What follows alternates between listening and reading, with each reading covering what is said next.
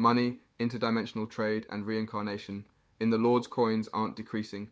Our protagonist, Aaron Steelguard, is a cutthroat businessman that must take advantage of in order to conquer his fantasy world.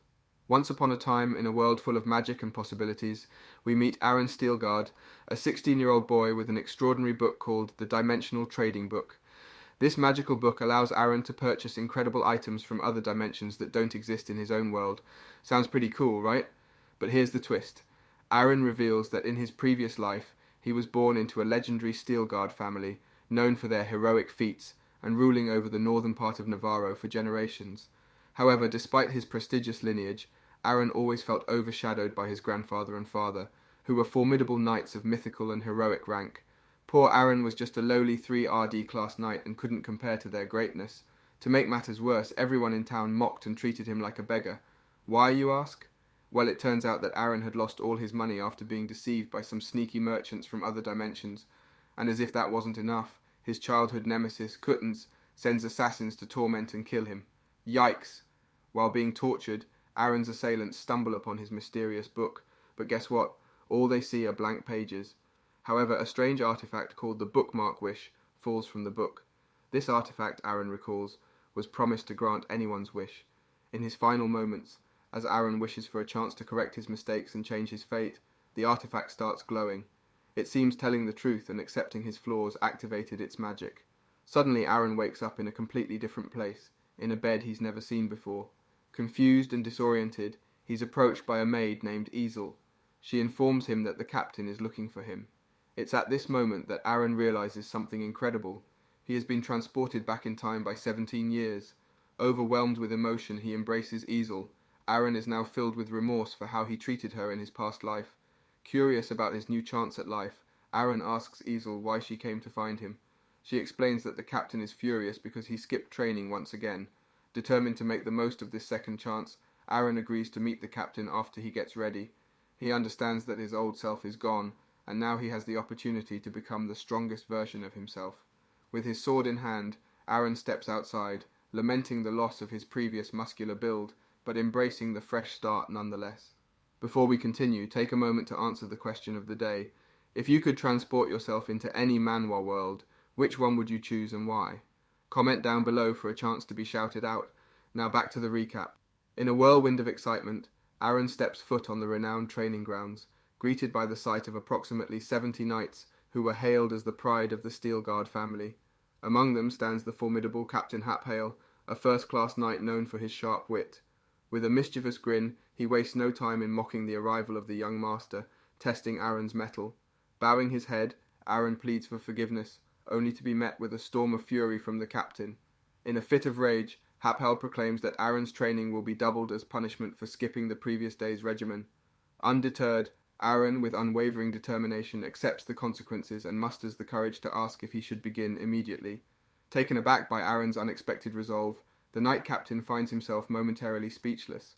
Aaron's unwavering dedication and readiness to face the intensified training without hesitation surprises even the captain. With a renewed sense of purpose, Aaron throws himself into the arduous tasks at hand, firmly believing that this time he can prevent any future tragedies and sharpen his skills to their fullest potential.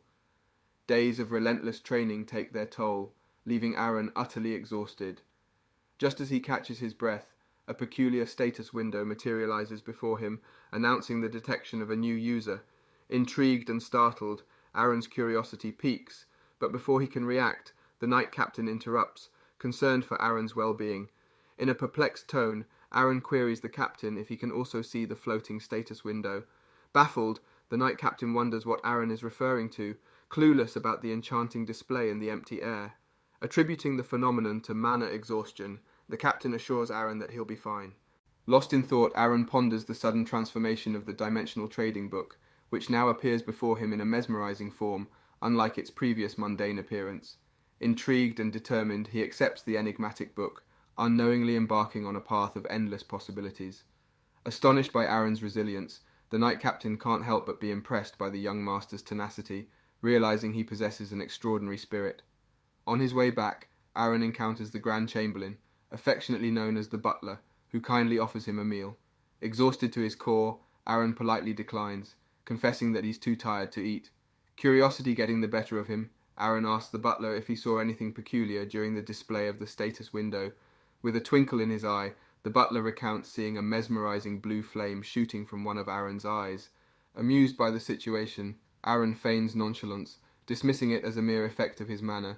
Safely back in his room, he receives a notification unveiling his new account name and nickname, signaling the start of a fresh adventure. Aaron can't help but notice that his account name is different from his past life, but instead of dwelling on it, he embraces the change with open arms. As his account information appears before him, he assumes he's back to square one, starting from level 0. However, to his surprise, he discovers 10 coins in his account, a stark contrast to his previous life where he had none. Intrigued by this unexpected windfall, Aaron ponders the possibilities it may offer. A week of rigorous training passes, and Aaron, eager to test his progress, requests a spar with one of the knights. The knight captain, sensing Aaron's determination, arranges a match with a talented knight named Fry. However, to challenge Aaron further, the captain instructs Fry to use only his left hand, denying him the use of mana. Initially feeling humiliated by the prospect of facing a mere 6th-class knight with such a handicap, Aaron casts aside his pride and urges Fry to fight with all his might. In a display of unwavering resolve, Aaron launches into a fierce assault, catching Fry off guard. To everyone's astonishment, Fry is pushed back by Aaron's relentless attacks, leaving them all questioning if this is truly the same young master they thought they knew. Aaron's epic showdown with Knight Fry sent shockwaves through the crowd as the young master emerged victorious in a stunning display of skill. Just a week prior, Aaron had returned to his room, beaming with triumph, clutching a box brimming with golden treasures he had collected. Little did he know that his newfound wealth would soon lead him on an exhilarating adventure. Eager to capitalize on his golden windfall, Aaron seized the opportunity to exchange his hidden gold for shiny coins. To his amazement, he received not the expected 25 coins, but a whopping 30 coins in return. This unexpected turn of events left him pondering the true value of gold in the ever-fluctuating world of currency exchange. As it turned out, the price of gold was influenced by the demand it garnered across different dimensions, adding a touch of mystery and intrigue to Aaron's journey. With ambitions of becoming a formidable merchant, Aaron contemplated raising his level to gain access to a wider array of products. Alas, his current world was a meager level 0, leaving him devoid of valuable items.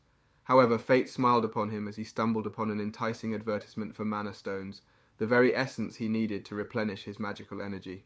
Eager to strike a deal, Aaron engaged in conversation with a seller named Hearthstone, whose glowing red name intrigued him.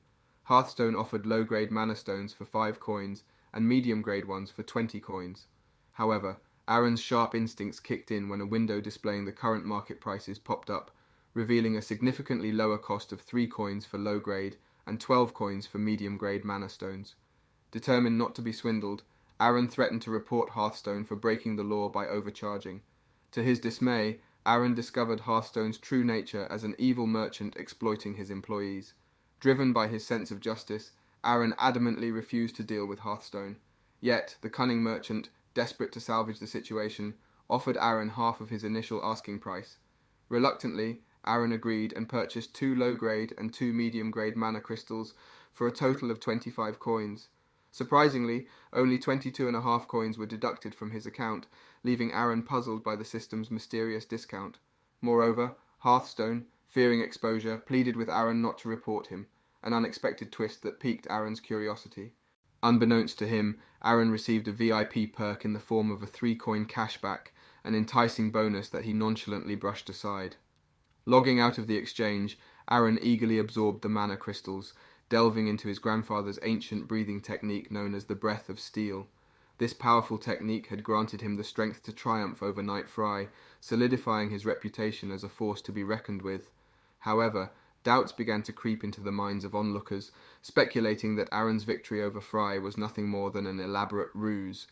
Determined to prove them wrong, Aaron summoned another knight, Michael, to the arena. As the knight captain hesitated, Aaron's fierce older sister, Karen Steelguard, intervened, proposing a street fight-style battle, devoid of mana and weapons. All eyes turned to Michael, the seasoned warrior, assuming his size and experience would secure him the win. But Aaron defied expectations once again, deftly overpowering Michael and claiming victory. The crowd erupted into wild cheers, their skepticism vanquished by Aaron's awe-inspiring performance. Even his sister couldn't help but shower him with praise, acknowledging his remarkable abilities. Karen Steelguard possessed extraordinary potential, but the ancient breathing technique that formed the backbone of Steelguard was shrouded in secrecy, reserved only for men. Karen, a girl with immense insight and worth, had never been given a fair chance to prove herself. Determined to catch her attention, Aaron deliberately requested a sparring match in front of her, hoping she would see his dedication. Reflecting on his actions, Aaron silently apologized for resorting to tricks, though he believed they were necessary. As the family patriarch inquired about the significance of the evening's dinner, Karen shared that she had personally informed the cook, as Aaron was about to embark on his journey to the prestigious academy. Her father then mentioned hearing from Karen about Aaron's triumph over a Class 6 knight. Humbly, Aaron clarified that it was merely a friendly wooden spar, and that he still had much to learn.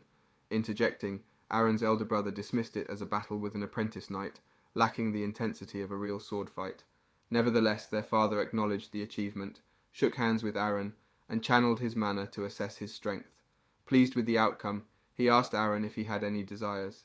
Smiling slyly, Aaron cleverly responded, "What I seek may be beyond your imagination, so let's leave it at that." His father solemnly swore on his mana to grant Aaron's wish if possible. With permission granted, Aaron sought access to the secret storage, convinced it held a crucial item. However, his older brother Kiruan, ever the rule follower, protested, only to be overruled by their father. Together, Aaron and his father entered the secret storage, where Aaron was given the freedom to select any item from the outer rim. Aware of the existence of a dimensional trading book on the planet, Aaron suspected there might be two copies, one he had brought with him from the past, and another in the storage room. However, he did not find the book in the outer storage. As he explored, a realization struck him. 14 years had passed since he last stood here, and someone might have placed the book within the storage during that time. Returning to his father, Aaron proudly presented him with the hero trophy he had discovered. Aaron clutched the prized trophy tightly in his hands. This coveted treasure held a value beyond mere gold, but his father, perplexed by his choice, questioned the rationale behind it. Though not the most captivating item, Aaron confidently claimed it as his most treasured possession, leaving his father bewildered and exclaiming, "You're truly unpredictable." Curiosity piqued, Aaron delved into the VIP center of the book, expecting nothing more than mundane perks. To his astonishment, he discovered an abundance of VIP privileges, all maxed out. Suddenly, the world of currency exchange unfolded before him. With 0 commission perks, his pockets were destined to overflow with wealth. Equipped with the eye of provident skill, he gained unprecedented insight into traders' information.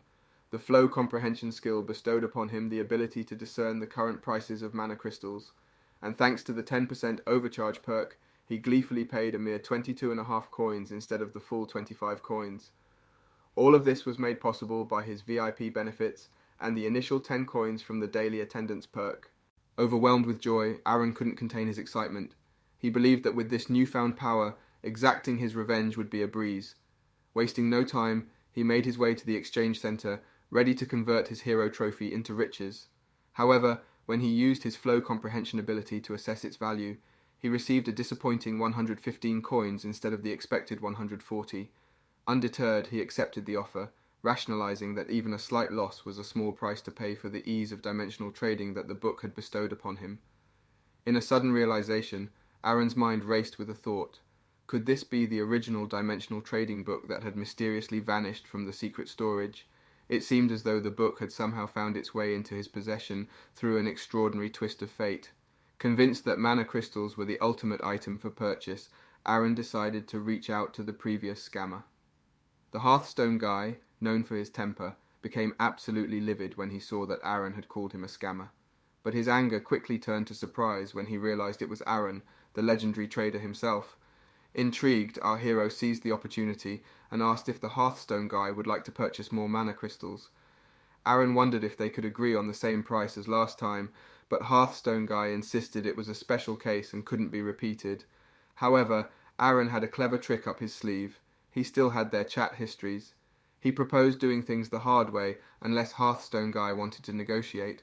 Hearthstone guy, fearing potential repercussions if Aaron reported him, weighed the risks.